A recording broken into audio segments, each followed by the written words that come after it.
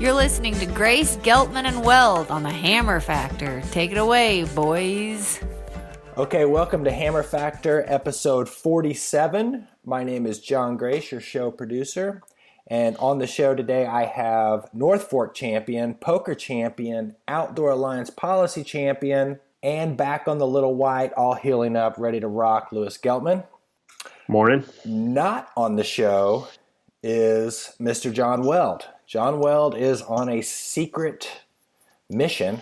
Maybe he'll fill us in on that at some point, but he couldn't make it to the show today, and he'll probably be upset with us because we're doing the show without him.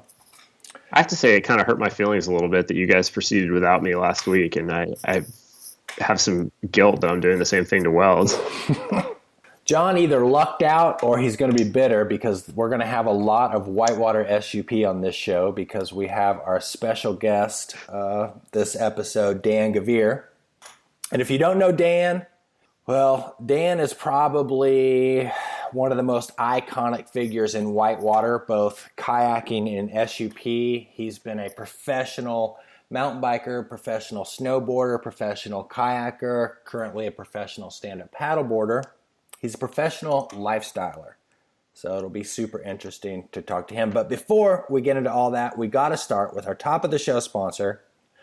This episode of the Hammer Factor is brought to you by CKS Main Street in BV, Colorado, the premier paddling shop in the Arkansas Valley. CKS will once again be hosting Paddle Fest Memorial Day weekend, May 25th through the 28th. This weekend-long event is the best way to kick off the paddling season in the Arkansas Valley. We have a massive selection of used gear at our swap, a week-long sale with 15% off everything in store, demos of our newest 2018 boats, and a fleet of reps from all our major vendors on the floor to answer questions. You can even find Weld on the floor to discuss the finer points of paddle length and offset.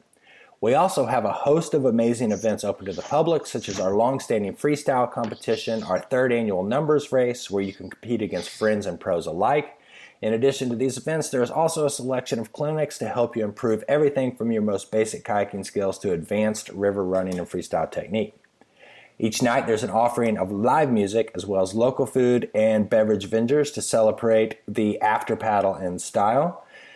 The website is live, so you can see the schedule and register for the events at ckspaddlefest.com. So mark your calendars for May 25th to the 28th in beautiful Buena Vista, Colorado. And then there's some enunciations there that the guys at CKS put in there for me because I'm so bad at pronouncing things. But there is, talking about paddle offset and whatnot. Weld will probably be there to discuss the finer points of paddle offset. I have been getting, now that spring's coming on and everybody's paddling, so many compliments on people changing their paddle and going to a longer paddle. Dude, Benny, been out there every morning with his 65-degree offset, loving life. I just got my girlfriend a new paddle, and I'm going to read you this text message she sent me after she just took it out for the first rip. Oh, please do. Best paddle ever. I love it. I just had 17 paddle orgasms and want to go again. I'm never paddling less than a 45 again. Not that I want to justify the months of Hammer Factor drama, but anyone who says less offset than 45 is better has either never paddled one or is a one-armed slug. Did she write that? Did she really send you that? She really sent me that. Oh, that is awesome. Yeah, so I don't know if I got orgasm talk, but I definitely had several people tell me, you know what? I got a longer paddle. I changed my offset. It's been for the better. Yeah, man. I think we're really making a difference. I think, and you can go to CKS and try for yourself at Paddle Fest. So there we go. Super excited about this Dan Gavere interview. We'll get him on in just a little bit. But first, let's get into our veggies. We had a couple people kind of write in last week, maybe saying to leave some of this policy stuff out of the show, but that was one guy who loves the NRA. Let's not get carried away. I think we know that's not going to happen. But one thing, I'm sure you have some other stuff in the whole policy, the Outdoor Alliance policy realm that you live and work in, but here's a hat tip to Jake Risch. he asked, did you get an invite to be on this panel, Lewis? And basically there's an article in the Medium that we'll link to in the show notes. And basically there is an outdoor recreation committee that Zinke has put together to figure out ways to privatize things within the public park, within the national parks. Did you get a chance to look at this, Lewis? What's your opinion on this? And did you get invited? I did not read this. We had some conversations about being a part of this panel, and we didn't really push it super hard for a variety of reasons. But Department of Interior has put together this like recreation advisory group, and then they've stacked it with like the people on the advisory group are folks from the RV industry who want to see, you know, like Wi-Fi in the national parks or Wi-Fi in campgrounds is like a big issue, and like more maintenance of these super developed campgrounds, which is, I mean, that's fine, but like that's not really what, you know, we're about, what our people listening to the Hammer Factor are probably about for the most part. A bunch of other folks on this panel are like concessionaires, like the folks like Aramark and I don't know, the people who like run the hotels in Yosemite and things like that. Our buddies, after we spent however long that was talking about whether or not we should be boycotting Vista Outdoors, manufacturer of Camelback and Hero and Bell, but also manufacturers of AR-15 assault rifles and huge funders of the NRA. One of their executives is on this advisory group. It's just like, I don't know. I mean, it's just indicative of where the priorities of this administration are. I think it's like, you know, public lands are meant to generate money, whether it's from mining coal or pumping through RVs or raising the entrance fees to the parks. And, you know, their values just aren't reflective of our values. I mean, I don't know how. I mean, I think this is just, you know, is this advisory committee the be all end all? Like, is it super essential? Like, no, but it's just one more data point about how these guys think about public lands and what it's about. And then their view of this stuff is not our view. And it's, you know, don't forget it.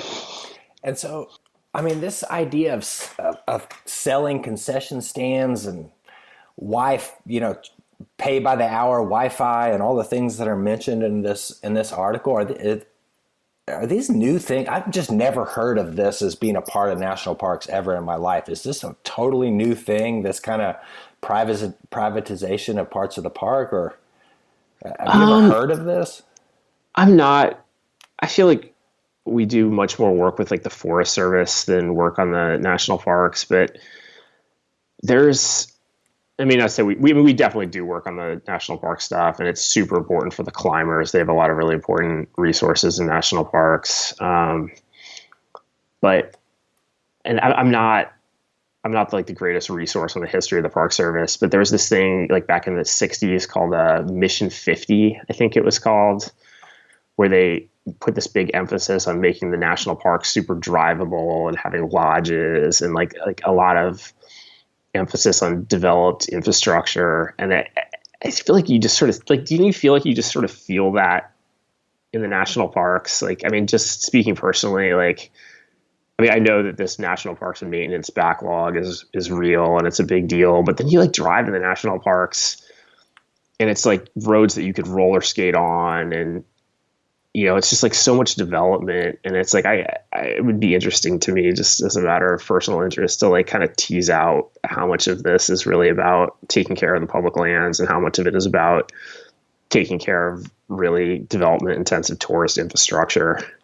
Oh. But, you know, there are people, I mean, it's important that people have opportunities to go out and experience public lands in a variety of different ways and develop an affinity and a sense of common ownership of these places and, you know, become advocates. And it's cool that there's a variety of different ways to experience these places. But it's just like, I mean, to me, the idea that you're going to put together a recreation advisory group for public lands and you're not going to have a single representative of human powered outdoor recreation, like no hikers, you know, like, I mean, no hikers, like, give me a break, man.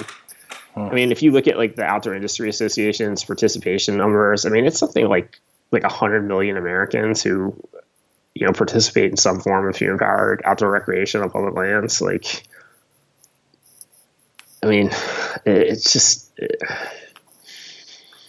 it's perplexing at best, Yeah. Well, getting back to your point, I can kind of feel that. Like, I can roll into the parks and feel like sometimes they're just a little overproduced. Don't you just feel like when you're on the national forest or like on BLM land that you're like more into your place where like nobody's gonna bother you, and you can kind of just experience nature as it is without, it's like, I don't need like an interpretive display. I need like Whitewater. Yeah, exactly. I need an undisturbed landscape. That's what I'm looking for. Yeah, totally. Yeah, totally. Well, it's an interesting article. I'll link to it here in the show notes. There's also, and I'll kind of back it up with this committee that Zinke's putting together, and pretty much the way all of Zinke's proposals, outside of obviously the Bears Ears thing, kind of got shot down in Congress. That'll all be linked to in the show notes. So tell me about these comments, this on the rezoning here, Lewis, that you were kind of talking about. Yeah, I just mentioned to you that we were putting together comments this week for the management plans for Bears Ears and Grand Staircase Escalante. They're, every national monument, every national park, every national forest, every sort of unit of public lands has a management plan, and they're creating management plans now for the reduced Grand Staircase Escalante and Bears Ears national monuments.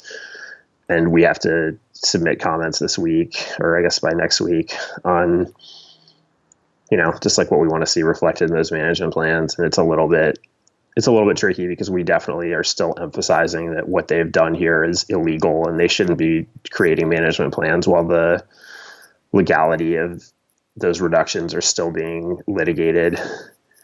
So, but we can't just like refuse to participate, like if ultimately these reductions stand, it's still important that, our interests, that our voices is a part of this process for developing management plans for these places. So be putting that stuff together in the next week or so.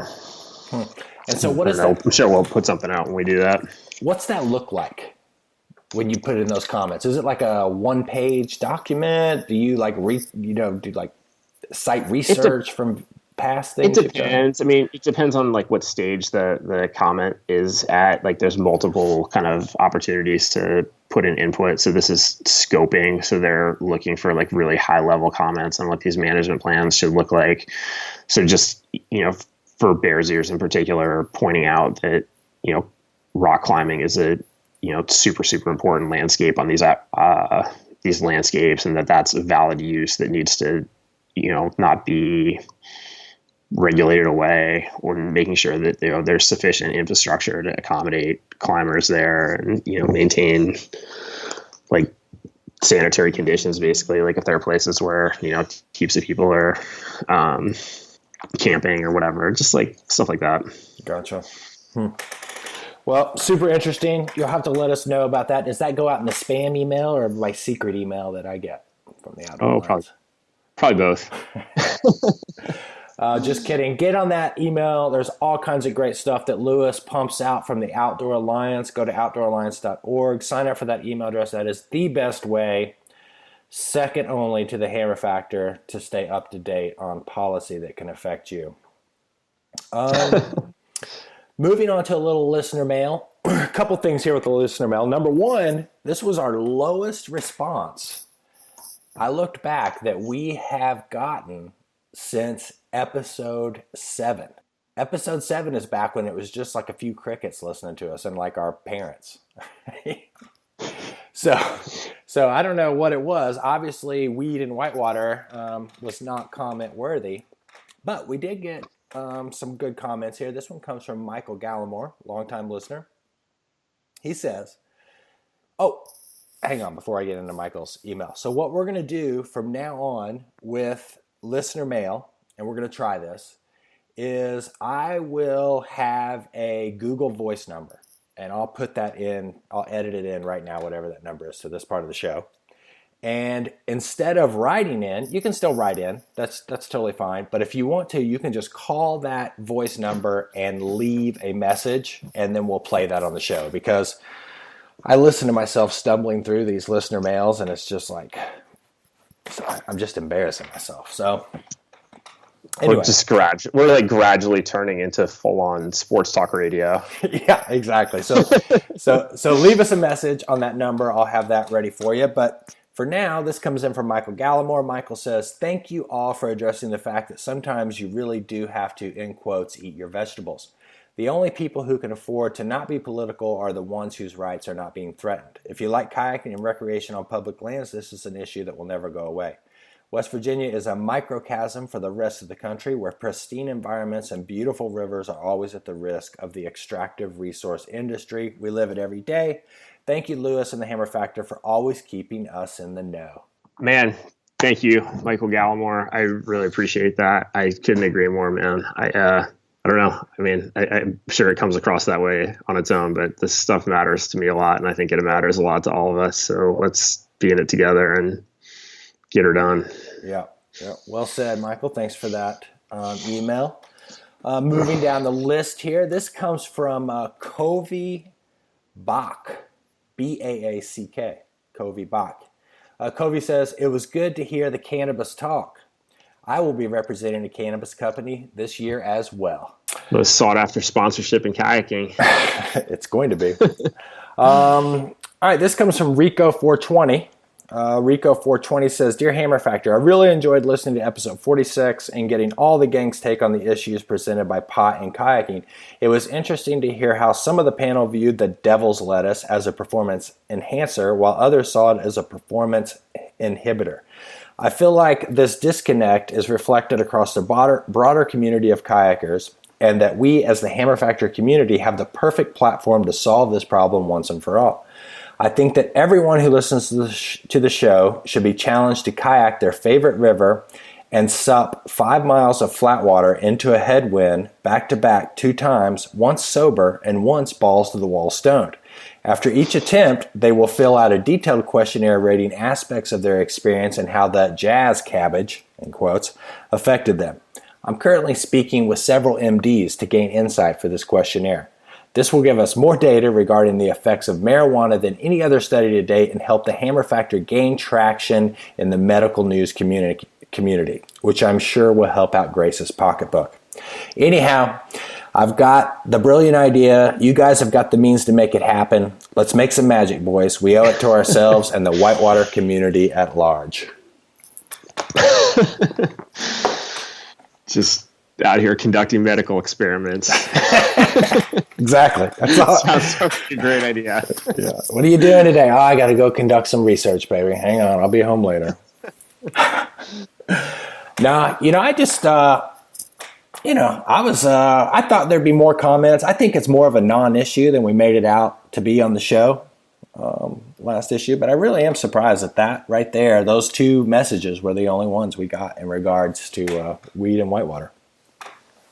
Yeah, maybe people are getting sick of us, man. This seems to...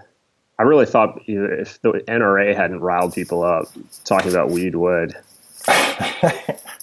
Maybe it's just that we're the definitive resource on all this stuff and there's nothing to argue with. Okay, so this one comes at us from Anonymous, okay? And this kind of goes back a couple issues to our Risk and Whitewater show. This comes from Anonymous. I'd start, I'd like to remain anonymous if this is used on the air. I'll also do my best to keep this brief. Thanks for the recent episode regarding the most recent river deaths. As a Seattle boater, the loss of Sam hit us all very hard. With that said, I'd like to address something in regards to how we deal with river accidents. As a culture community sport, when these accidents happen, we don't do a good job of analyzing the accident. If you look to the mountaineering, rock climbing, backcountry, ski world, when there is death or even an accident that leads to injury, they do a much better job of doing a forensic analysis of what happened that led to the accident. He's got some links below. I'll put those in the show notes. They look at the environmental factors, decisions made, heuristic traps that lead to the incidents, etc.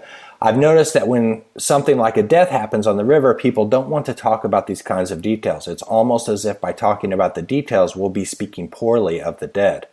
That is to say out loud that, for example, that the water was high, they put on at 1 p.m. in December, and that there were only a group of 2 is to admit that they might have made poor decisions that led to the incident.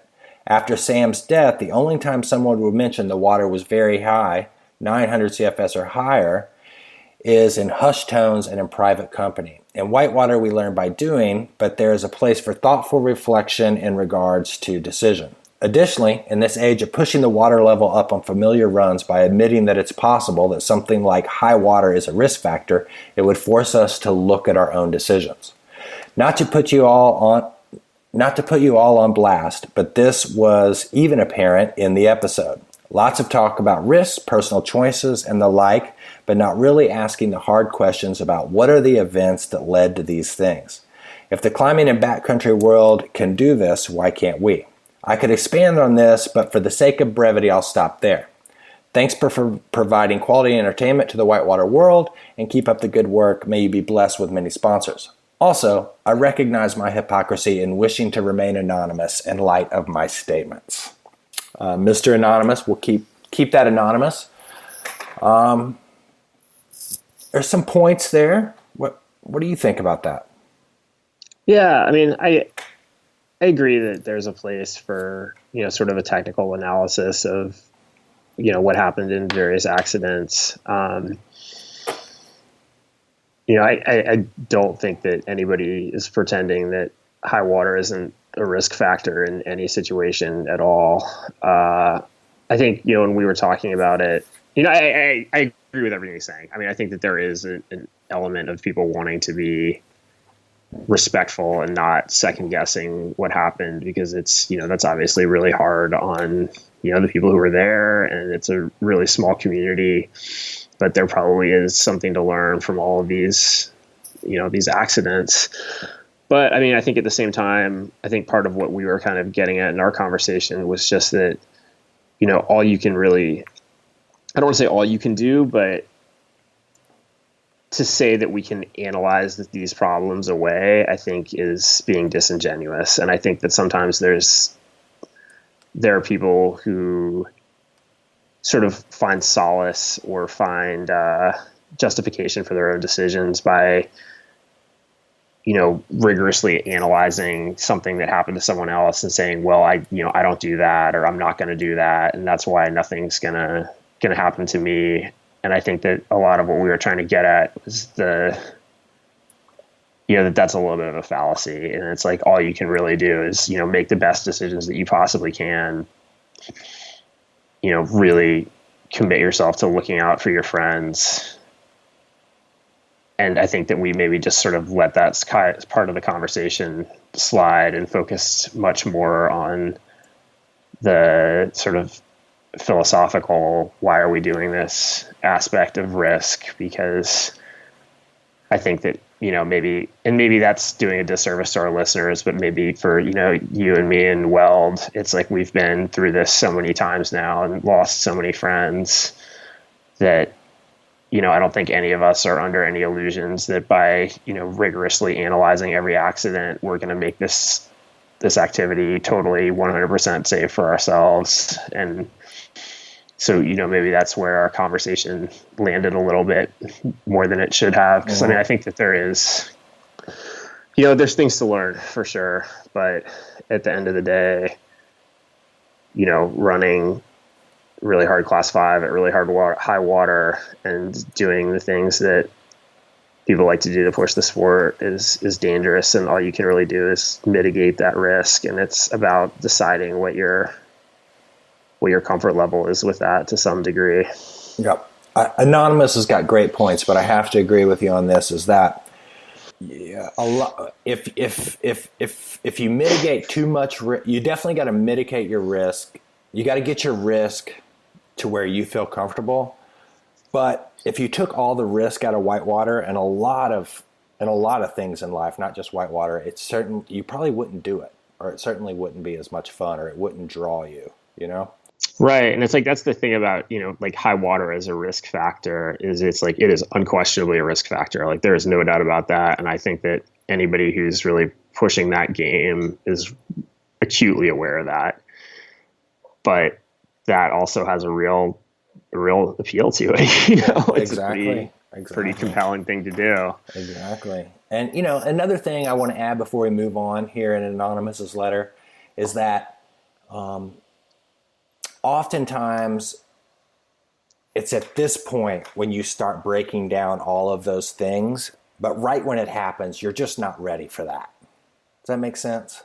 So like with an accident, Sorry, cut out. A lot of times it's like when a little bit of time has passed since the accident, then you can start breaking down all of those things more and getting into them. But in those initial weeks or time right after the accident, that's not just really where your brain is going, so. Yeah.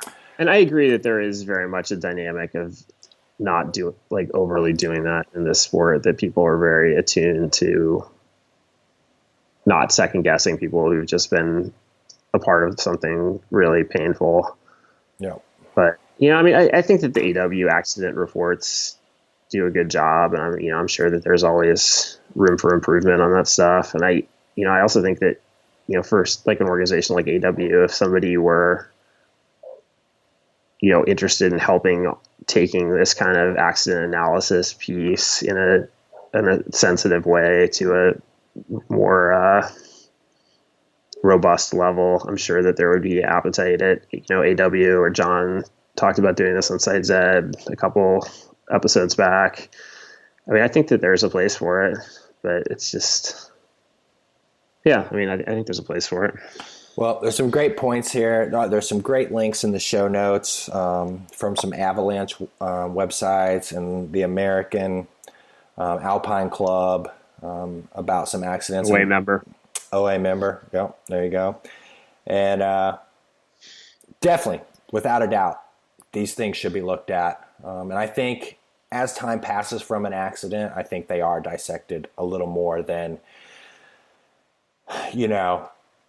because there is a level of placing fault on the person, which just doesn't feel right when you're in a state of mourning.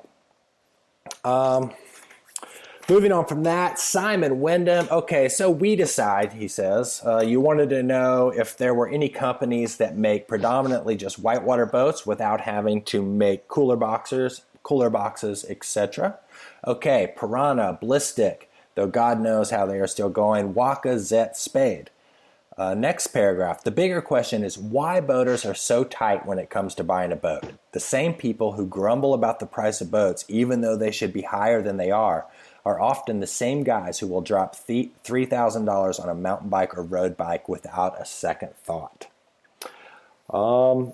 First question, I think Piranha's had several different kinds of boats other than just whitewater. Blistic is no longer in business. Waka bought their molds. So I don't know much about Zet and Spade, but I know that they have kind of pretty much just started out as far as... And they're in Europe. And they're in Europe. Yeah, exactly. Now, why people are so hesitant, why people don't value a kayak like they would value their mountain bike or be willing to spend the money on there. That's a tricky one. That's a tricky one. I guess because you can get them cheaper. I don't know. What's your thoughts on that? Are you personally... Is it harder for you to spend $1,500 on a kayak or $3,000 on a new mountain bike? Here's the thing. It's really important to me as a kayaker that you know how cool I am. And for that to happen, I need to be sponsored and be getting things for free. And so if I have to pay for something, then that's an acknowledgement from that company that I'm not that cool. And so it's really important for me that you know that people running kayak companies think that I'm really cool. So I need free boats or at least a big discount because my ego demands it. That's one way to put it, but why don't people's egos in mountain bikes kick in like that? I don't know. Maybe it's just kayakers are tremendous egotists, and we're. I don't know. Maybe it's because you look at a mountain bike with all its intricately machined parts, and you look at a boat that's just kind of a roll-to-molded piece of plastic. But still, I mean, he's got a really good point there. I know a lot of people who complain who will buy a cracked shell and mold it together and own a $20,000 truck and a $5,000 mountain bike. I mean, there's something there. There is some kind of weird cultural thing that seems specific to kayaking that people are cheap. And it's like, I don't know where that comes from, but it seems like it's just somehow become ingrained in the culture of the sport that like not spending money on things is cool. I agree. I think that's exactly I don't know where it came from, but like that's like. Well, I think it's just don't spend money on your kayaking stuff. You can spend money on anything else, but just don't spend money on. And I mean, a lot of kayakers are definitely poor. Like that's for sure. No, you're right. Like, you're right. I don't know. I think that there's some ego. I think that there's like, maybe it's just because it's a smaller sport. Like everybody knows somebody who is sponsored and thinks I deserve that too. Or maybe people know they're one spray skirt yank away from losing that boat forever. That's possible too. and your bike, you may break something on your bike, but it's not going to float off the mountain away from you. People also complain a lot about how expensive bikes are, but I do. I'm a big complainer about that. And you spend so much money on all of that stuff for the bike. It's like, I wonder what the cost per ride is of maintenance on a. I bet it's like $40 a ride. I don't know. Man, how much stuff are you breaking, man? I break a lot of stuff, Lewis. When I first started riding again, I was breaking something like every ride, but I had a shitty old bike that seems like the natural course of things. I don't know, Simon. If anybody has any idea of why boaters are so tight when it comes to spending money on their gear when buying a boat, let us know. I'd be interested to hear some opinions on that one. I just bought a nice new Waka OG that I spent more money on than I've spent on any non-composite kayak ever. Oh, now what drew you to that boat? Man, I just really loved the Tuna One, and it was like such a weird choice for me. Like it's like not like what I would think of as my style. Like if I had like designed a boat from scratch, it wouldn't have been that. And then I just like got into that Tuna One and I started paddling it, and I was like, this thing is so fucking fun, and I just loved that kayak. And I just was not really over it when they stopped being able to make them, and I couldn't quite find that anywhere else. And like this OG, it feels like the Tuna One, but just like a little bit better. Nice. And like it is like, it's so sweet, man. I'm so stoked to be paddling this boat. I don't know what to tell you. Like a little faster feel or what? It's like a little bit faster, like a little bit better glide. I know it's like a pretty big boat, but it doesn't feel that big. Like it feels a little smaller and like less quirky around the knees than the Tuna One does. It's just like, it just feels like skiing on a pow day with like 125 underfoot powder skis. It's like, it just turns like so like gently. And like, I feel like it holds a line a little better than the Tuna One did, but just like that same floaty, super easy, super high rocker feeling. And it's like, it's not the boat for like everywhere. Like I think you really, for those boats, like you need the right kind of whitewater for it to like really come to life. Like if you're going to go take it down, like the Upper Yak, it would be like going for like a trail ride on your downhill bike or something. Like it's not necessarily the right tool for every job, but like, man, I'm like so stoked on that thing right now. Huh. Well, have you ever paddled a Corsica? I don't think I am. Yeah, I think I've not. I think I've managed to make it through that era without ever actually paddling a Corsica. Well, Tim Kennedy comes in with another great review. This is on the Corsica, and this is a boat that I spent a lot of time in. I really bonded with. I really liked it. So I really like this review. When you look at that boat, it almost has camber. Nonsense, dude. It's got a super aggressive rocker profile. It's got rocker in the ends, but the waterline, it's like almost camber.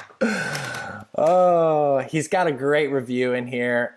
I just love some of his commentary about going out to the Gore, which is his local run, and just showing up with that thing. And people are like, "Whoa, you brought that? Are you going to paddle that today? It looks huge."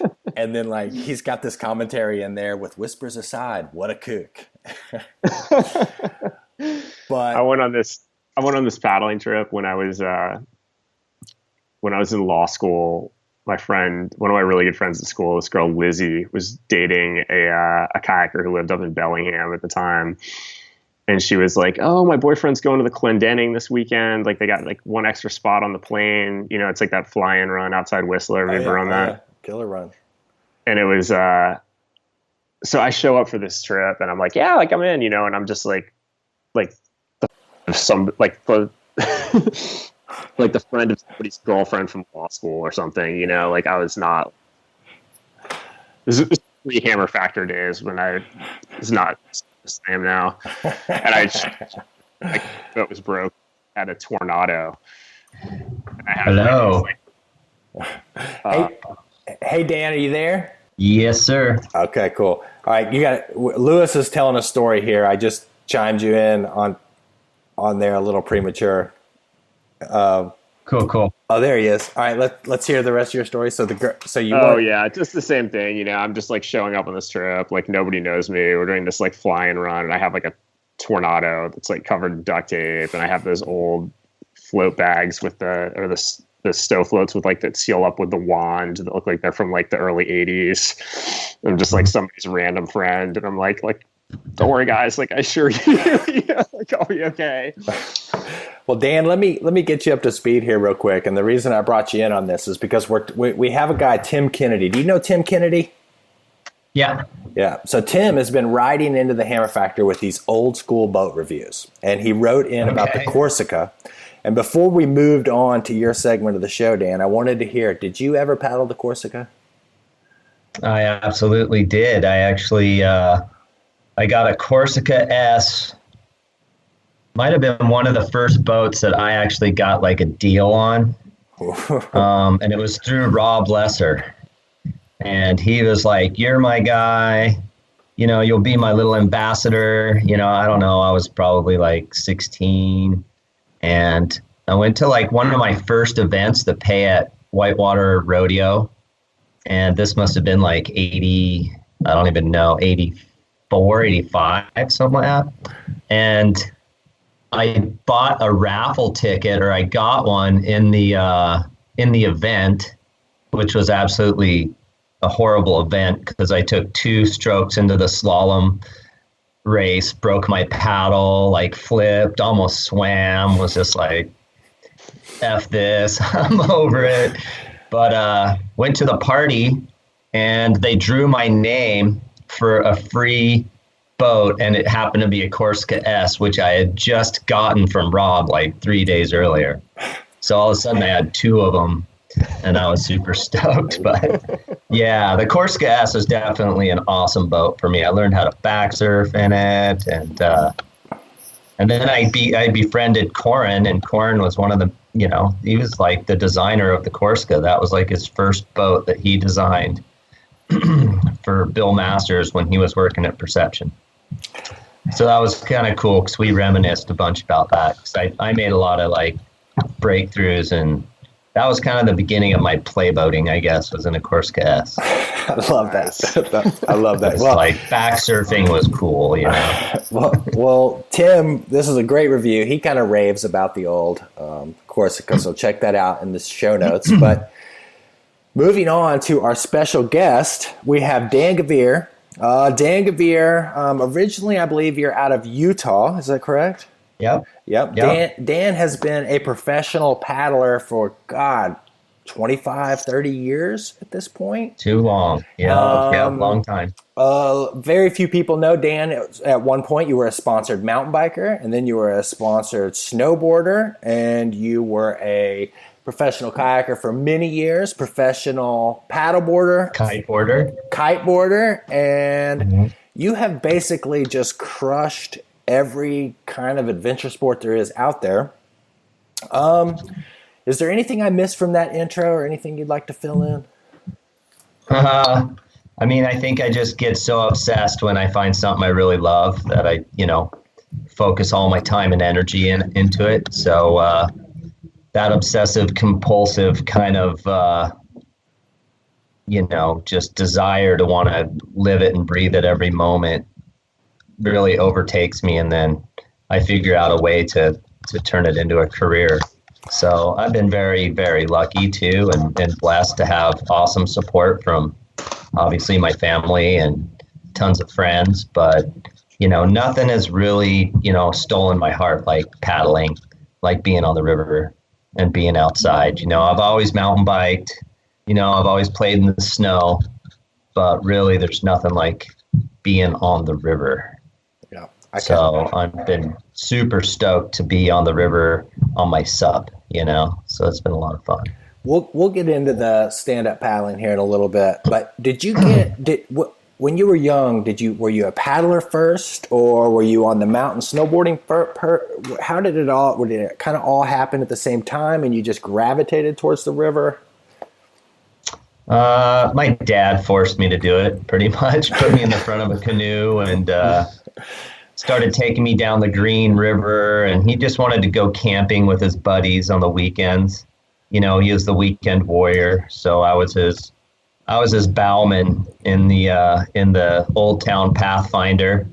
He had rigged up his own skirt system and hand sewed hula hoops into the cover on the canoe, and he actually made with his sewing machine our own spray skirts that hooked around the hula hoops that were sewn into the cover over the canoe. And when it got to that point, I was like, this is some serious shit, man. I don't know if I'm down. We'd come into rapids and he'd be telling me all about how the pillow works. And, it looks like we're going to hit the rock, but really there's this cushion and, we won't really hit the rock, and we'd be heading right for rocks. And I'd be screaming we're going to hit the rock. We're going to hit the rock. He'd be like, settle down. We've been over this. Just keep paddling, And so really it was my dad, got me into it. And the big thing was just being outside, being in nature, camping out with his buddies. And the canoe was a vehicle for that. And then I think it was a couple years later, I saw a kayak and I was like, okay, that guy's having a lot more fun than I am. I want one of those.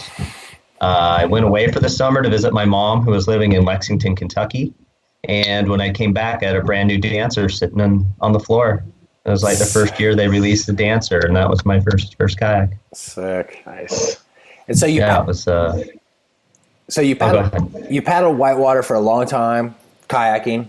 You certainly, have a pretty awesome career in that sport. But at some point, you jumped on the paddleboard. Now, what brought that on, and how did that transition happen? Well, I had moved to the Columbia River Gorge, bought my first house in Hood River very shortly after the 2002 Gorge Games, where I actually did surprisingly well. I think I was third place behind EJ. I can't remember. It was EJ, Ethan Winger, and I were all right in there. And that was discovering the gorge, oh my God, this place has awesome everything. There's mountain biking. I like it. No, it's it rains all the time. It's super cold. But I don't know. I fell in love with the White Salmon area. I fell in love with just kind of the small town feel of it. And I like the fact that you could paddle in the winter. I came from Salt Lake where everything's frozen in the winter. The whitewater there is okay, but you have to travel quite a bit. So I called up my home. I was working for AT Paddles at the time. I had done a lot of development with AT Paddles from their inception with Dirk Steinauer and JD Davies, who started the company. And I was kind of telling JD about how I was a little just a little frustrated with kiteboarding. I had just gone through like 3 years of just being totally like out of my head for kiteboarding. And it was springtime. It was like this time of the year, and I kept like getting off work right at 5, go down, pump up my kite, wait for the wind, no wind. And so I was like, well, you know, I got to do something. I can't go all the way home, get my mountain bike, then like kind of reset and go do a different sport, you know. And I was telling him that, and I'm like, I don't know what to do, because I just don't think I can get into flat water kayaking on the Columbia, you know. And he had just gotten back from Hawaii, and he was like, dude, I think I found your sport. This was like a couple weeks later, a month later. He's like, it's like you stand on this big surfboard and you paddle it with like a long canoe paddle kind of thing. And kind of showed me a picture of it. We were already making the paddles for AT and doing some stuff with Kealoha. And Kealoha was working on basically making a long outrigger paddle, which were the first SUP paddles. And so, well, we got the paddle thing dialed. Let's buy some boards. And so I told JD, I'm like, how much? I'll go to the bank right now, get the money. And I just like gave him the money before I ever even really tried it. I saw one picture of it, you know, some guy surfing in Hawaii. And I was like, I want to do it. And then we bought boards, and that was it. I started paddling around on the Columbia, and it was like an hour into it, I was like getting a good workout. I was like, hey, this feels good. You know, it's a little awkward, but it like the connection with the water when you paddle just felt good. And I liked standing in the vantage point. And then naturally I was like, man, I got to take this on the river and see what it like, just to like catch an eddy and just feel the carve standing. You know, I love that feeling in a kayak. What would it feel like standing up, you know, just to like carve an eddy, like just something totally easy and basic. And yeah, like a week later, I took it to the river and totally like slammed my knee and swam more than I'd ever swam in my whole kayak career in like 2 hours, and came back and I was like, this is awesome. You know, I just am a glutton for abuse like that, and the challenge, and just I had just like ideas going off in my head about what can make better equipment, the techniques, what's the future of the sport, and kind of like kiteboarding and maybe even kayaking. I've always been drawn to new sports too, that like they're not very well developed. So there's like a lot to think about and like a lot to imagine how the future of the sport will become, and the gear and the technique and all that stuff. So it kind of just fell on my lap. It was awesome. What year? That was 2003, 2000. No, it was in 2007. That was in 2007. Yeah. Okay, yep. So you were super early on into that craze. What year? Yeah, there was just a few companies starting to make boards at that point, you know. And then what did you see from the sport then? So you kind of went full on into this thing. You were like, this is what I like. And did you ever expect it to just be what it became? Do you have any idea the size of the paddleboard market, like in the US? Do you have any idea how many boards are sold, or how, like any kind of number to give us a reference on? Like we found out from Jill Pulliam, there's about 15 to 20,000 whitewater kayaks sold in the US each year. How many paddleboards do you think are sold in the US each year? Oh, in the US, I don't know, but I bet it's maybe 750 to 1 million. Individual boards? Yeah. That is so many boards. It's hundreds of thousands. Yeah. It's definitely over 500,000. So it's like, it's big. Yeah. Yeah, certainly. Yeah. And then it's hard to tell, because right now there's a lot of companies that won't even tell us how many boards they're making. There's like a few companies that are totally like transparent. Let's help the sport grow. Here's what we do. And they're mostly like the higher end companies, like the ones I've worked with, that kind of focus on the premier end of the sport. But the people that are really like feeding on the entry level, bottom end, roto molded, super cheap boards, they haven't really released their numbers. So it's like, it's still a bit of a mystery, because some of those companies could be selling as much as the rest of the whole industry combined. So there's still like, you know, there's some industry associations, but no one has really like got great metrics or data yet on the sport because it's still so new that I think some of those companies are still a little bit holding their cards to their chest and not really, letting people know the numbers yet. And so you got into the sport, and then you ended up as an athlete at Starboard first. How did your transition go to enter on the Starboard team? And I believe at one point you were the marketing manager for that brand. Is that correct? Well, it actually started with Warner Paddles. I left AT and was just doing my own thing, shooting some photos and some video projects I was doing kind of on the side. And Christy Dobson gave me a call. She had been working at Warner, and she said, hey, they're thinking about doing a stand-up paddle. They kind of need someone to lead the charge. You seem to be the guy that knows what's up. Would you want to take a job here helping us develop some products and being the sales rep for Hawaii and kind of the Southwest portion of the United States, which included California, where it was just blowing up. So I started going to a lot of events and doing grassroots kind of sales and marketing. And then I started racing. So I was like, okay, well, might as well show up at the races and try that. And that was painful, flat water racing, fitness based. So that was kind of a new thing, but I was getting a little older and I was pretty stoked because I was competing against a lot of younger guys and having a really good time. And I just loved the camaraderie of it. It was just like kind of the old school rodeo days and racing kayak days where it was a small core little group and everyone was friends, and we would trade paint on the water and go pass around beers and around the campfire in the afternoon and the evening. So I really liked that part of it. But I started doing well at racing, so I started doing it a lot. And I was at the Battle of the Paddle in 2009, and Starboard noticed that I did pretty well. I was top 10 at the first one. I think I was top 15 or something at the second one. And they asked me if I wanted to start paddling some Starboards because I was already buying boards from the shaper who was shaping their boards. Okay. So I was just paying him to shape my boards, and they were basically the same boards that they were using for development for the production Starboards. So I got introduced to the owner there, and that was, that was it. And then I've been on Starboard since then till, last month.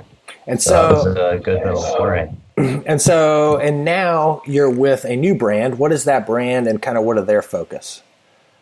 They're Fanatic. They have a very similar heritage and background as Starboard did because they started in 1981 as a windsurf brand. So they're one of the first companies to actually start making, production, composite windsurf boards. And they started in 1981. All those guys were buddies back then. All the guys that started these windsurf companies. But Fanatic and Starboard are kind of known as like the top two brands in windsurf, So they've been building big boards for a long time. They both build their boards at the Cobra factory in Thailand. They both kind of keyed into the very first boards with a subsurface wood veneer underneath the deck where you stand, because a big problem with windsurfing was when you got going 20 miles an hour across the gorge or the open ocean and you weigh 150 pounds or more, your feet are going to push into the foam on the top deck of the board. And after just one ride, you can have heel dents in your board like an inch deep, So they had to put something underneath the deck where you stand so the boards weren't just getting totally crushed and ruined. And so they were the first two companies to really invent that process. And then to go further was to basically figure out how to build these huge surfboards in a production style factory. And that happened to be with the owner that started the Cobra factory, which has become a pretty massive composite engineering and production facility in Thailand. Okay. All right. Very cool. And so what are you doing with those guys? So I'm the international team guy for Whitewater, and then I'm going to be doing sales for all of North America. So they have really been established in Europe and Asia and pretty much all other areas of the world except for North America. And so they've just kind of been waiting to get all their everything lined up. They've been doing very well in Europe and everywhere else. So they wanted to start, really ramping up sales in North America. When I worked with Starboard, they use a third-party distributor called Trident. However, here I'm working with Boards and More, so they're like the umbrella company, kind of like Confluence is, but they're based in Germany, and then we're like the USA agency for that umbrella company called Boards and More. So under Boards and More, you've got Fanatic Windsurfing, Fanatic Stand-Up Paddle. You've also got North Sails, which makes all the sails for sailboarding. And then you've got North Kiteboarding, which is one of the biggest kiteboarding brands in the world. So I'm in the office with 15 other people with those brands. And also in this office and owned by Boards and More is Aquaglide. So that's a whole nother big company I'm sure you guys are familiar with, that they do all the floatables and inflatable stuff. They're really into those inflatable play parks, and they're doing some in IKs and stuff like that. But we're all in this USA office together, which is located in White Salmon. Okay. So, so they offered me a great job and some opportunities to work with the International Fanatic brand on some product development. So for sure, I'll be spearheading some new whitewater products. And as of about 5 or 6 years ago, they started another brand that features accessories called Ion, which does wetsuits, harnesses, all kinds of booties and apparel. And as of 2012, they got into bikes. So they're doing bike shoes, bike pads, that kind of stuff. And my dream is to figure out a really cool interface between the board and the shoes and how you stand on the board. And, I've never been a big fan of foot straps. We've tried some foot straps kind of on the river. And like, if you get your foot caught in that thing, you're going to like break your ankle right off, So it's, and you don't want hooks on the board. Sometimes you have to crawl back onto the board. So you don't want things sticking up. And so hopefully, in the future of it, there'll be some type of maybe interface that I'm hoping for in the future. That's really innovative. So, that's where I really have a lot of interest, is the innovation part and what's going to make whitewater more fun, higher performance, and easier to get into. So you're the guy for me to put my sponsorship application into, Dan. Exactly. So, dude, we don't have a team here either for USA. There's really only like 2 or 3 of us right now. Well, I'm your Asheville guy. You got him on the line right now. Done. You're on. Dan, where would you say like the state of the art is right now on Whitewater SUP? Like, I don't know. I was just thinking about going out one day with you and Isaac, and we went out and ran the middle white salmon here at like a pretty good level. I remember watching Dan and being. Yeah, that was a high level. It did I not. remember that day. I would say it did not look very fun to me. It looked like very impressive and difficult. I was like, that looks hard. I'm impressed, but like, I don't think I want to do that. Well, but, I think for me, my wheelhouse is river running. It's like river running, difficult whitewater. You look at some of the guys in Colorado, like Miles Harvey, Mike Tavares, Spencer Lacey, a lot of the bad fish guys, and they're really starting to master river surfing on a SUP. Those guys are all, don't get me wrong, they're some of the best river runners as well. But those are the kind of the two, niches within the niche is the surfing and the river running. And we just don't have the standing waves here, in the gorge like they have access to in Colorado or even Bend and Boise. And looks like, they're adding more of those play parks. And it'd be nice if we had one here, but, I don't have the luxury of just getting off work or going down the street and riding an awesome wave all day. So it's really, point A to point B, river running. And so it gets into just, being able to catch eddies really well. I can catch almost any eddy I want to now on the river on my SUP, either goofy foot or regular foot. So that's one thing I've really been trying to master, is being able to ride switch or regular just about the same. I mean, I'm still pretty favored on left foot forward regular stance, but being ambidextrous like that on the river can really help a lot. And so what what do you what kind of whitewater are you running now? Like, what's your sort of like top of your comfort zone these days? Like, can you stick Hewsome yet? No, I can't stick Hewsome yet. No one's stuck Hewsome yet that I know of. Hewsome's a tough one because it's just not a straight drop. Totally. Kobe back and a couple other guys here in Oregon have been trying some little bit bigger drops like Spencer. I think those guys have hit like some 12, 15 foot drops that are pretty straightforward, which is pretty respectable. I saw a video of a guy going around sticking Wonder Falls on the Big Sandy. I thought was pretty impressive. Yeah, stuff like that is totally doable. It's I've tried bigger drops just for the fun of it, see what it'd be like. But, I really feel like where the sport is going to get the most amount of new people is really for their local runs, their backyard play park, the river that's just down the street that they can go just run after work. It's non-threatening. And maybe kayaking isn't their cup of tea, but they want to get on the river.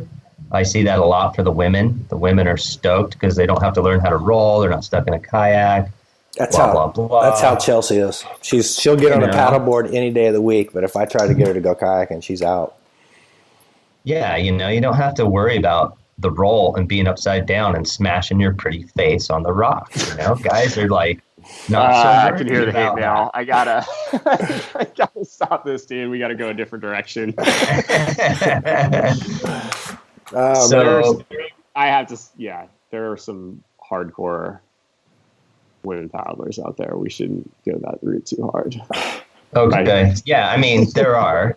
And there's some hardcore paddlers in the gorge that like to SUP too. So, sure. And any paddler that's good at kayaking will be good at stand-up paddling pretty quick because they understand the river. Mm-hmm. You put like an ocean surfer on a paddleboard in the river versus like a seasoned kayaker on a paddleboard in the river, the kayaker will always do better because they just understand the flow of the river and which way, they're not trying to turn against the eddies. They're not trying to they're not edging the wrong way. There's a lot of things that are very intuitive in the river if you come from a surfing background. Yep. And it takes a little bit longer to get adjusted to those.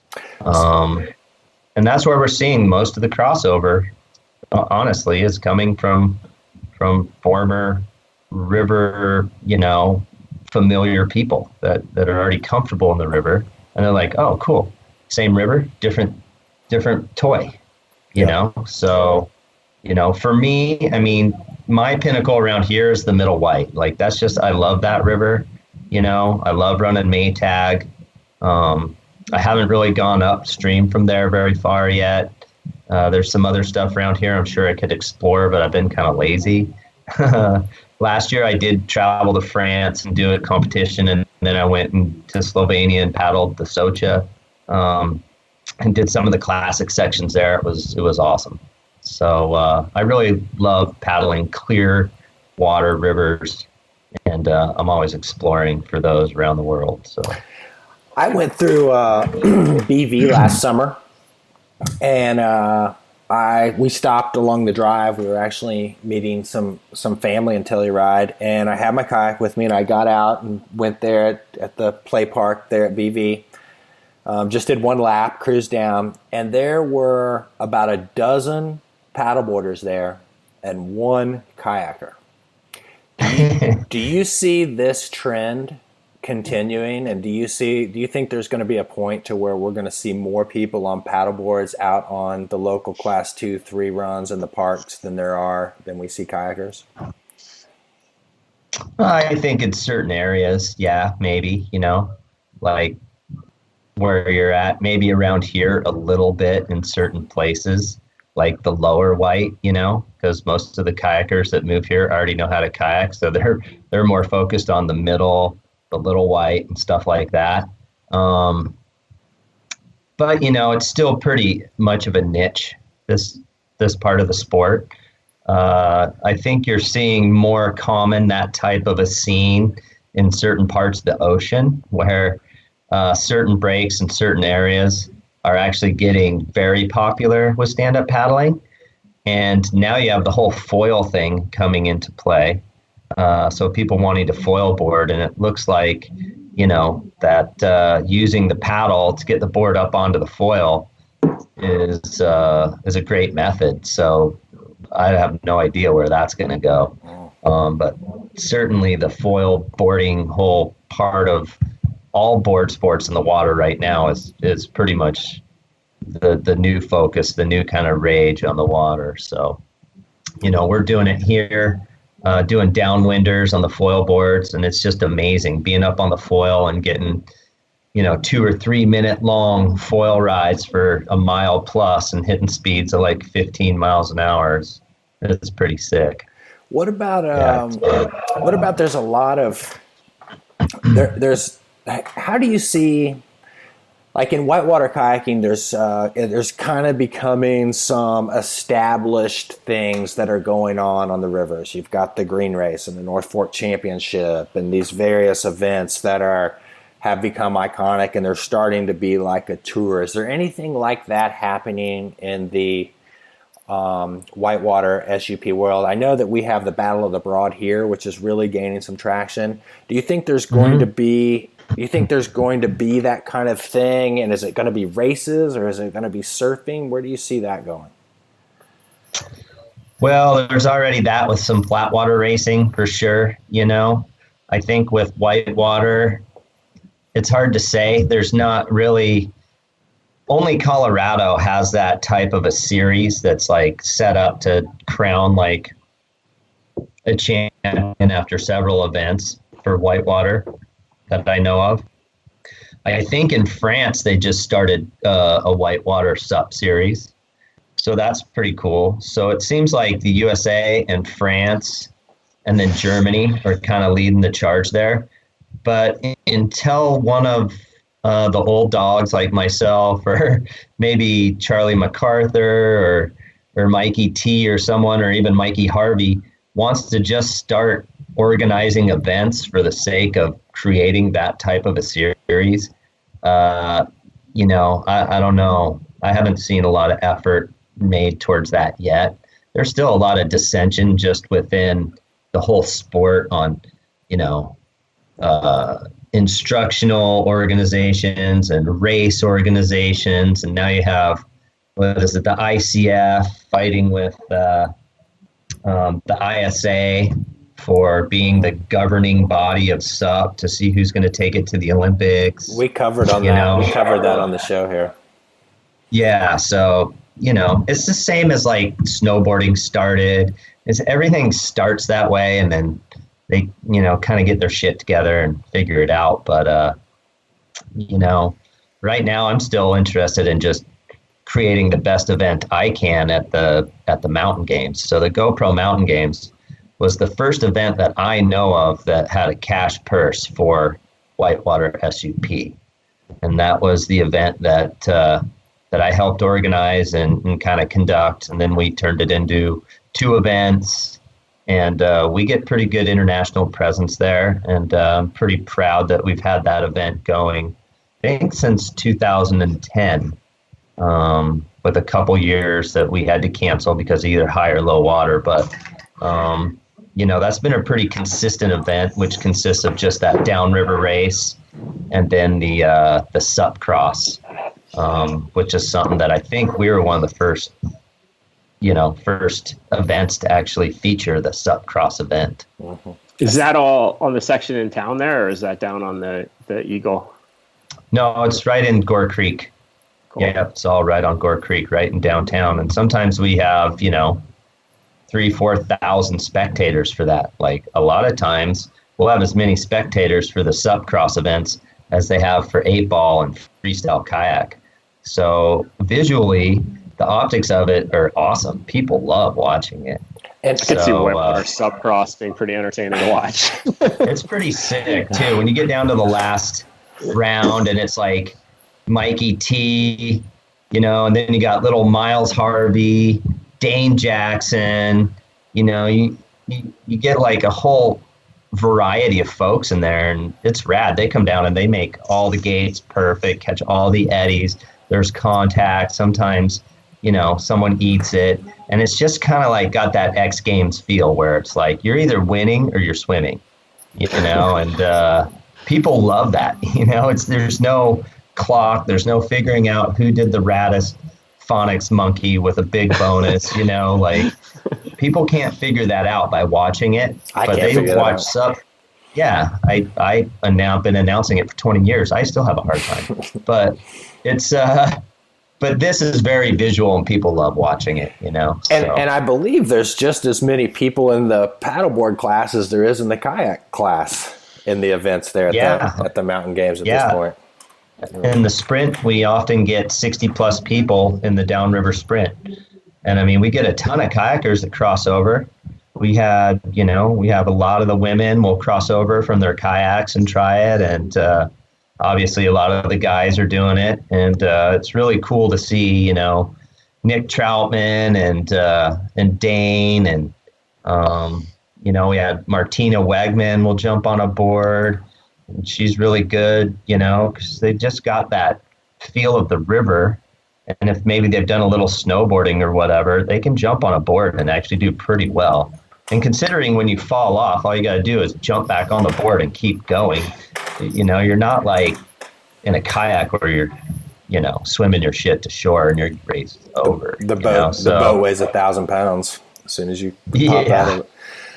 Stepping away from that, I want to get into a little more Dan Gavere here. A couple things. What of all the time, and you can think about this for a second, all the time you've been doing all the sports activities that you've done, what would you say your crowning moment is? What sticks out the most as the most satisfying thing? I think probably finishing second place in the whole ride event at the 93 World Championships on the Akoi. Just, total dark horse in a Prion Hurricane. I was the first guy to go. A lot of people thought I should have won the prelims. And I didn't even make the finals. Like they selected the top 10. But at the very first announcement, I was like 11th place. But a lot of people had I didn't contest it, but a lot of people contested it because they thought I had one of the best rides of the day. But they didn't know what they were going to see because I went first. And so, I don't know, somehow they added me in there as the 11th place guy. And then I basically made it in a head-to-head consecutively through head-to-head rounds until the very last round when EJ beat me in a head-to-head single ride battle. Yeah. So that was probably, that was just me, young, just went for it and made it. And I was pretty stoked at that. So I was at that event. I remember that. Yeah, that was pretty amazing. What about flipping the coin? What about the lowest moment? When was the time you were like, I'm done, I got to get a computer job or something? Probably towards the end of the whole Confluence wave sport gig there, and my back had kind of taken some big hits, and I had been driving around for 10 years and motorhomes and RVs, and then we had the Chevy sponsorships and all that stuff, and I was still trying to be a competitor in the freestyle bit, and just having to deal with the pain in my back and just the waning desire to be at competitions. And that's about when I decided to shift gears and start kiteboarding a lot more. And that's when I discovered that. So that was a good distraction, but that was probably it when I kind of loaded up my stuff and drove away from my job at Confluence and Wave Sport and decided to move to the Gorge.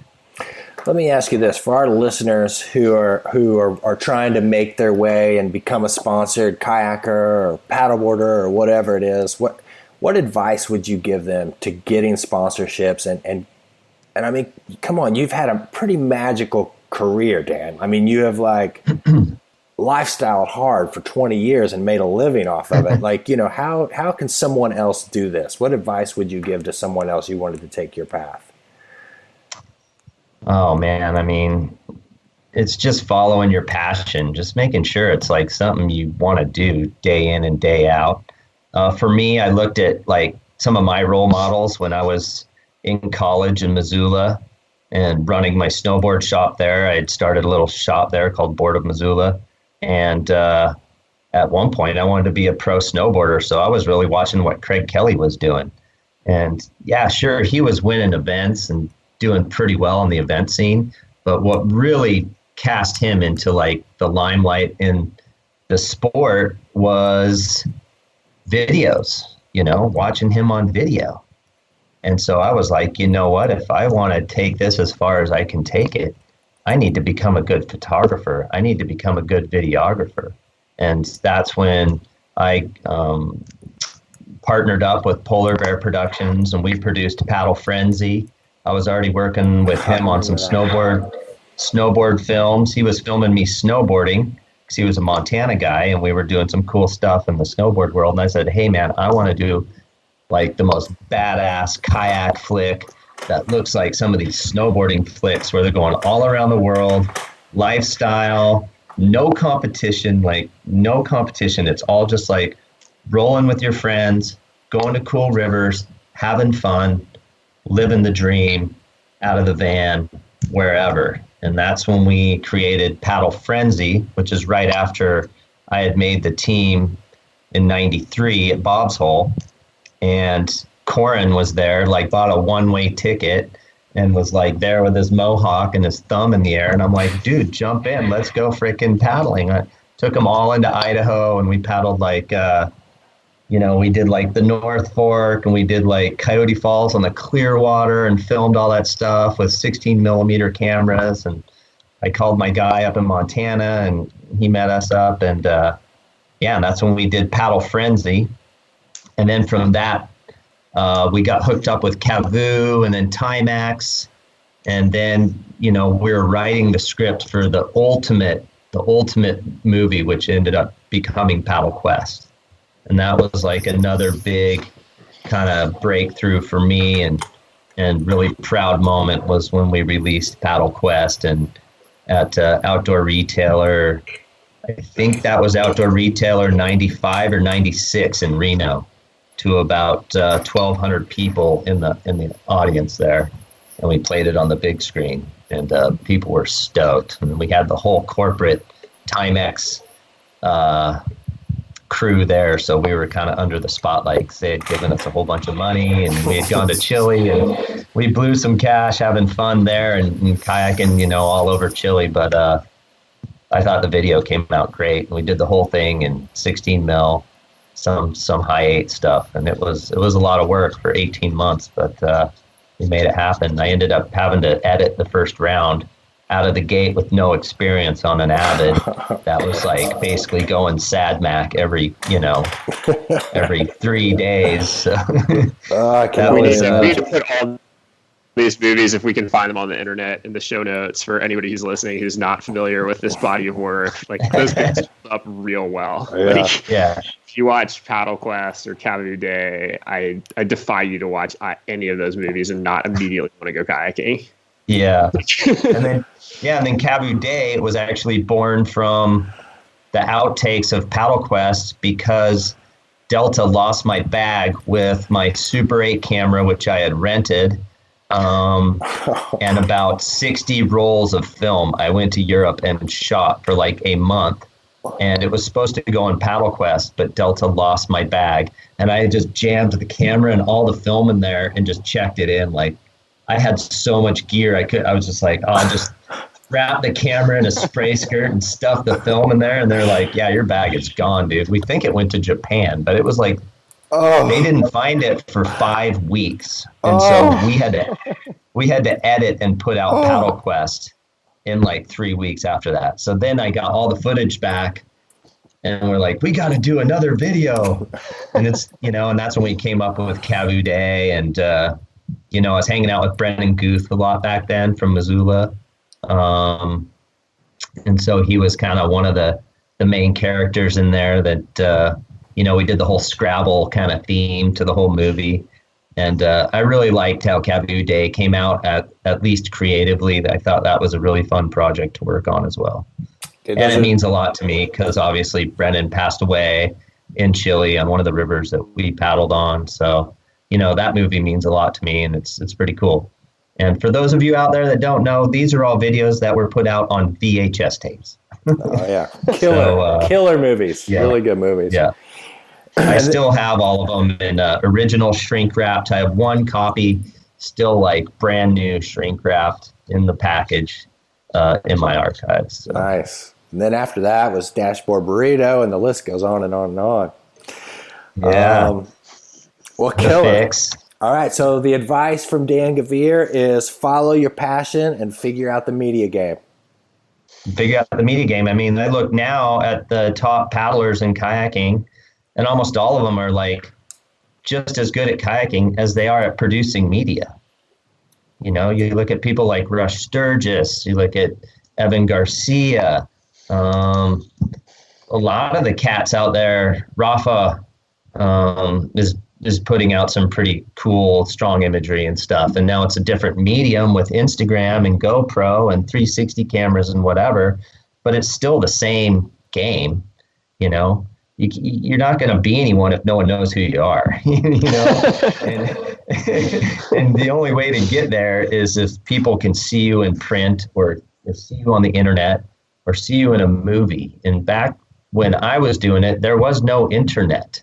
There were no GoPro cameras, so this was all like videotaped at rodeo parties where basically that was like our internet. You know what I mean? We didn't have cell phones either back then. It was like, okay, dude, I'm going to meet you on the Foodaloo at the put-in, for the upper on January 21st. We'll be there.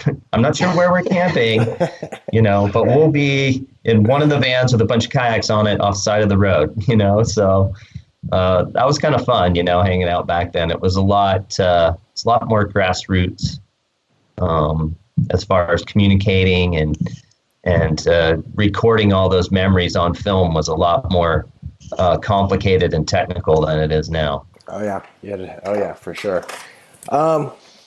We're kind of running out of time here, Dan, but I got a lot of other things I want to ask you. One thing I just want to plant in your head. Tell me if you think this would be cool. Okay. What if you got what if you put together, what are the links, like the longer river running whitewater boards that you guys are making?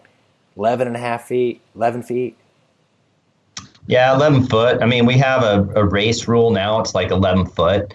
This year at GoPro, we actually went to 11 foot inflatable only boards. Yeah, that's what we did. That's what we did at the Battle of Broad last year. Yeah. Do you think it would be a fun competition to get like 3 or 4 top SUP guys and 3 or 4 top whitewater kayaking guys and do like a series of races, like on class Absolutely. 2, 3? I would love to do that, like just like pit some kayakers against some paddleboarders. Yeah, and it'd be cool to also do, I thought, like waterman style races where you have to like paddleboard half the river and then kayak the other half. Yeah. Like paddleboard, the white salmon would be so perfect. You just start at the top. You got to paddle down green truss. You got to stand up paddle the middle and the lower, and you jump out in a kayak and paddle the lower part or something. It'd be sick because certain people would be way faster at kayaking. Other guys would be way faster. And at the finish line, it'd probably be pretty close, That's exactly what I was talking about, something like that. Yeah. That'd be pretty cool. Lewis, do you have anything else? We're at an hour and a half, my man. No, that's good, man. That's good catching up with you. Yeah. I saw you. I saw your boat hanging off the side of the Sprinter the other day. Are you doing any kayaking these days? I have been. Yeah, I've been kayaking a bunch. So I'm ready to get back out on the Little White. So I've been kayaking a bunch, brushing up on my roll. You know, I got it going pretty good. So I'm stoked. Let's go kayaking, man. I remember my first day running the Little White when I moved to the Northwest, probably 10 years ago. And we were out scouting Spirit, and you rolled up and just sent Spirit, like back when it was not when everybody was running Spirit every lap. Like you were scouting too. I hate scouting that thing. Like I hadn't been in a kayak in like 5 years and just got really fired up and went kayaking today. And I was like midday. That's awesome. Well, yeah, Dan, I want to get out there. Well, Dan, being that we got you, we're going to go on to our final segment of the show here. We call it Rants and Raves. It's where we go on a rant or we go on a rave about anything that's got you fired up or maybe got you bumming. So whatever's got you stoked or bumming. And Lewis normally is not prepared for this, but I'm going to throw it to him because I'm sure he's ready on this show. Lewis, what is your rant or rave? I'm going to rant about the use of the word sharing to describe posting shit on social media. Okay. Because you're sharing, when you're posting something on social media, you're not usually sharing. Like, to me, sharing is like taking my pie and like giving a piece of the pie that I could be eating to you. Like, that's sharing. It's like taking something of mine that I could retain to myself and giving it to my friend. Social media sharing is like stealing somebody else's attention. It's stealing a little bit of the soul from the place that you took that picture or whatever. And I certainly have a couple of places in mind around here right now that could use for a little less social media attention. I like that. And I'm tired of that expression. You're not sharing anything. You're something stealing else. It. Yeah. Yeah. I like that one. How about you, Dan? Do you got anything you'd like to rant on or rave about? I'm going to rant to Mother Nature about the lack of snow in certain parts of the U.S., especially the Rockies, and rant at all the people that insist on having a green freaking lawn and wasting water that we could be drinking or paddling on. Especially in years like this when we're going to be at a severe shortage in some areas of the world. We're lucky here in the Northwest. We usually don't have these types of problems normally. Crossing my fingers because you don't know what can happen now. But, that's my rant. Yeah. Just, if there's no water to drink, then like you don't need to water your lawn, or waste water. It's a precious resource. And we'll soon find out that it's worth a lot more than oil. So you need to, put a lot of thought into that and making it available for future generations. Hear. Yeah. Man. Oh, I'm going to rave about single speed mountain biking. You guys ever been single speeding? Only when I broke my chain and I had to re-rig it, and it was so short that I was just stuck in one gear, and I was like, okay, this sucks. What about you, Lewis? You put you clamped your head on your forehead. I had a track bike that was my commuter for a long time, but it's pretty silly. Dude, I jumped on a good Reeb steel frame single speed bike. It had it didn't have a chain. It had that belt drive. You guys seen that? Whatever. Yeah. Dude, I took that thing out in the first 10 minutes. I was just like you, Lewis. I was like, oh God, what is this? Whoa, I can't, whatever. But dude, as soon as I got the feel, it was I don't know. It was like kayaking without a life jacket. I don't know if that's a good thing to say in this day and age. But anyway, it was sick. Kayaking without a paddle. One of my colleagues at Outdoor Alliance, this guy Tom Flynn, who left to go to law school a few years ago, was a savage single speed mountain biker. He was the single speed marathon national champion, and he rode single speed 29er rigid fork, just fully rigid bike. Ooh, I didn't do that. And he was just savage operator. I went and rode with him one day in the Boulder White Clouds up in Idaho, and he just crushed. I mean, I was on a 6-inch enduro bike, and we were like we were like the same on the downs, and he was, just grind me into the ground on the climbs. Yeah. This bike had like 5 inches of travel up front, but man, it was like so quiet, didn't make a noise. And like once I started to figure it out, I was like, I get this, like it was something to it. So my rave is about single speed mountain biking. First time I've ever done it. There's a lot of people around here ranting about electric mountain bikes. So that's actually, yeah, and Strava and all that stuff. So, it's pretty hardcore mountain bike crew around here. And they're all chasing Strava records. Well, Dan, thanks for coming on the Hammer Factor, and I'll get that sponsorship application over to you. Please do. Get the ball rolling. It'll be on. All right. Oh, man. Let's go kayaking. All right. Thanks, you guys. Have a good one.